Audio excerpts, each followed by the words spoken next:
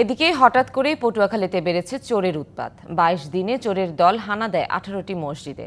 দানবক্সের টাকা পয়সা সহ নিয়ে যায় মূল্যবান বিভিন্ন জিনিসপত্র। গণহারে চুরির এই ঘটনায় খতিব, মুয়াজ্জিন, মুসল্লি ও সর্বসাধারণের মাঝে দেখা দিয়েছে আতঙ্ক।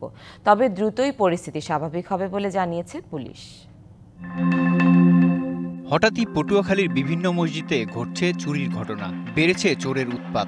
রাতের যে কোনো সময়ে তালা ভেঙে মসজিদে প্রবেশ করে চোর।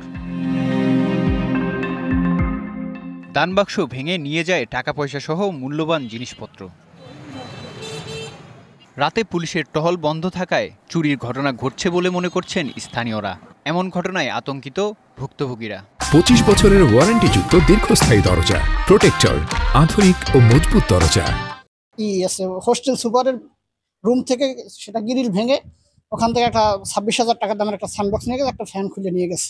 বিগত 2-4 বছরে আমাদের মসজিদে এভাবে হয়নি, এখন হয়েছে এবং আমরা এর বিচার চাই বা এর চোরের সঠিক তদন্ত চাই। প্রায় 6-7টা মসজিদে চুরি হয়েছে, কিন্তু আমরা পুলিশদের কাছে অনেক কিছু বলছি, আমাদের সিসিটিভি ফুটেজ দেখাইছি, দেখানোর পরও তাদের কোনো অ্যাকশন দেখতে পাচ্ছি না। চুরি বন্ধে পুলিশি টহল জোরদার ও মসজিদে সিসিটিভি ক্যামেরা স্থাপনে জোর দিচ্ছে প্রশাসন।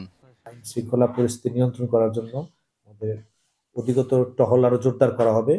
যারা কমিটি আছে তাদেরকে আমরা অনুরোধ করব দান বাক্সগুলো যেন মসজিদের ভিতরে রাখা হয়। যারা এলাকাবাসী এবং মসজিদ প্লাস দোকানপাট রয়েছে, সিসিটিভি ক্যামেরা যাতে অ্যাক্টিভ করা হয়।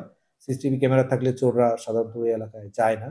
দ্রুত সময়ে এলাকায় চোরের উৎপাত বন্ধে প্রশাসন ব্যবস্থা নেবে এমন প্রত্যাশা স্থানীয়দের। DBC news desk.